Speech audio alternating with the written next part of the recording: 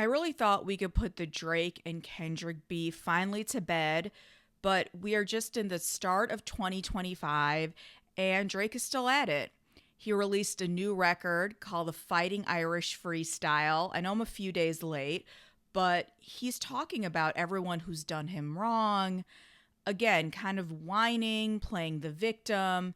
So, you know what? I didn't think this was going to be the first video of the year, but let's get into it. So here's the thing about the music business. The last 2 weeks, the industry shuts down. All the labels are closed. Everyone goes on vacation. I mean, I completely unplugged. So it's kind of crazy to me that Drake decided to release a record at the top of the year because in reality, no one in the industry is really paying attention. So that's my excuse for why I'm a few days late with this freestyle. So to everyone who hit me, who listened to it, thank you. But you know what? I enjoyed my vacation. I enjoyed the detoxing and getting back into this whole Aubrey and still kind of going through the Kendrick beef, all of that. I just needed a break from, but we are back. We're energized and we can talk about this record. So the Fighting Irish Freestyle dropped a few days ago. You can see it now on YouTube on that plot twist profile, and it's produced by Conductor. And the title seems to be a nod to LeBron James because LeBron's team when he was coming up were the Fighting Irish. I believe Drake actually has a LeBron tattoo from that time. We're going to unpack that later because I think a lot of his hurt stems from that, but I'm getting ahead of myself. So this record came out and, upon first listen, it just feels like Drake is still in this very dark, confused place after the Kendrick battle. In this song specifically, he's going after people he thought were his friends. We're not sure who, he's not naming names, but the speculation, it's people like Braun, DeMar, all of these basketball players that Drake was very close to, or he thought that he was close to, who seemed to have switched sides. DeMar was in the Not Like Us video, pretty prominently featured, and LeBron was at the pop out, and he was seen dancing, having a great time. He is even spotted sort of enjoying the song, just kind of out in his everyday life as well.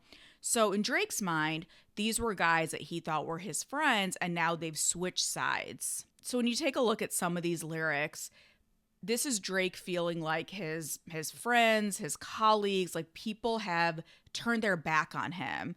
And he feels like they just kind of jumped on the trend. They jumped on what was going on and they became Team Kendrick when they used to be very close to Drake. Now, here's the thing. I don't know how close Drake is with any of these guys. I actually think I'm going to do a whole video breaking down industry friendships because between this and everything going on with the Diddy allegations and people tying Puff to Jay-Z, I just feel we need a whole video talking about music industry friendships because they're not exactly what you would think when you're looking at it from the outside or looking at it from home. So I think that video is going to come up soon. But for now, Drake is still just really hurt. The battle has been over for, I would say, several months by now. Any new information to me should be directed at Kendrick, but Drake just seems to be digging himself deeper and deeper. Now it's all about pointing the finger at people that he felt was disloyal. So as you see, as he's saying in this record, this was personal to him. It was deeper than business.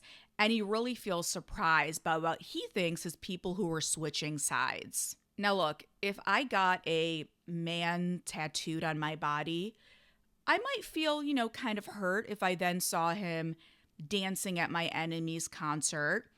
I think the difference is it's unclear how deep these friendships were. Are these friendships really true day one friends? Are they industry friendships? Or is this something where Drake just feels like he's owed loyalty? And whether he chooses to give it back or not is another story, but he just expects loyalty from anyone he's ever co-signed, befriended, taken a photo with, and that's just the type of person that he is. I don't know. I've never heard personally that LeBron and Drake were these super close friends. Of course, we've seen them in industry events. Drake did the shop, and that's where he went after the whole Pusha T beef.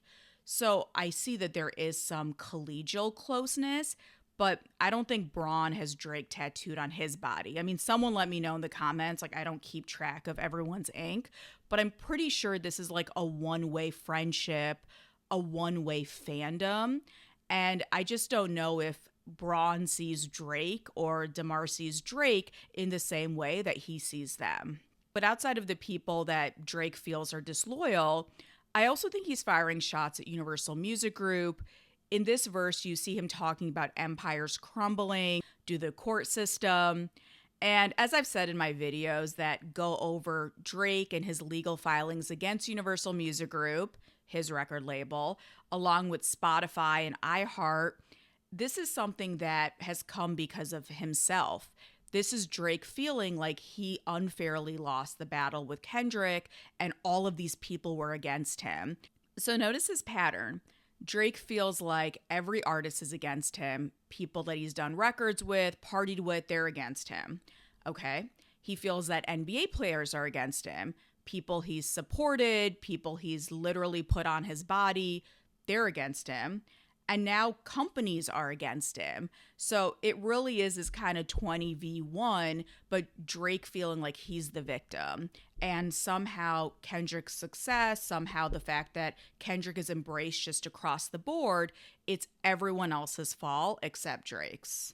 Now, I'm no psychologist, but there's something about when you see a pattern of behavior, I think it's very telling that we're this many months outside of the battle, and I just don't feel that Drake has done any introspection. I don't really think he's learned anything from the battle. What did Kendrick say? It's like a lifelong battle with yourself. That's just what it feels. Like, it feels like Drake is truly flailing. He doesn't know what to do. So now he's going on the defensive and just pointing his finger at any and everyone. It's everyone else's fault. Everyone is wrong. He's right. And I guess it's just shocking to me. Like, there's absolutely no maturity, introspection, just that being like an adult, being a man and understanding that sometimes things don't go your way. And I don't know what that's indicative of for Drake or for sort of like hip hop as a whole, but I just don't see that as being a positive. Do you?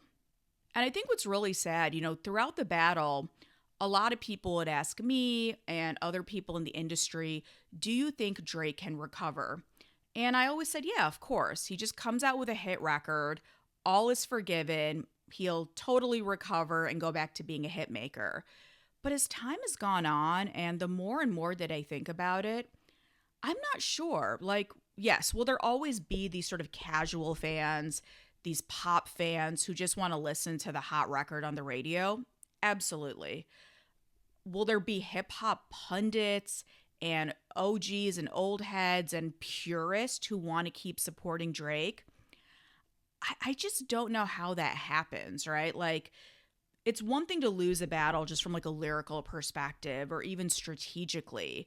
But now it's just Drake keeps digging this hole deeper and deeper. And now it's deeper than just like him as an artist. It's also him as a person. This is how he moves. When things don't go his way, he lashes out. He might be the person to take you to court. Like, this is who he appears to be. And I just don't know, from a public image perspective and even behind the scenes in the industry, I don't know. I mean, maybe to me, again, I'm from a different generation where things like integrity, ethics, like, they matter to me, character, morals. I would say for a lot of people, especially young people, none of that matters. So maybe to them, like, it is what it is. But I don't know. I just feel like Drake has done so much damage to his own reputation, his legacy, arguably even more than what Kendrick did, right? Like, Kendrick kept it to a rap battle. Drake is now showing that this is who he is as a man. This is how he's deciding to move. And I don't know. I just wonder if he's so far gone at this point, right? Like, pun intended. Like, how do you come back from this? I don't know. So yeah, that's just my quick take on the Fighting Irish Freestyle. So yeah, I don't know. To me, this record is underwhelming. It's not giving me any new information. And it just tarnishes Drake's legacy more and more. And at this point, he can't even blame Kendrick. He has to blame himself. But I would love to know what you think. Do you like this record? Do you think it's helping Drake sort of in the battle, and also just your perception of him? Or do you think that it's just too late, and at this point there's really nothing that he can do to make a comeback? I would love to know what you think. Let me know in the comments. And my hope for 2025 is we have just a great year of hip hop. I want to go back to talking about records, artists. I would love some new artists, like just some new fresh blood in the industry. We talk so much about the big three, but I also think it's time to focus on the next generations. I'm just looking forward to new records, just great artistic moments. Obviously, Kendrick is gearing up for a huge year, but I want to see other artists as well, and really focusing on good records, quality artists, less drama, like all of that sort of the noise of what we've been used to sort of hip hop reporting and hip hop media. I would just love it to go back to a place where it just focused on the music and about artists who want to be great. So that's my wish for 2025, but we'll see what happens.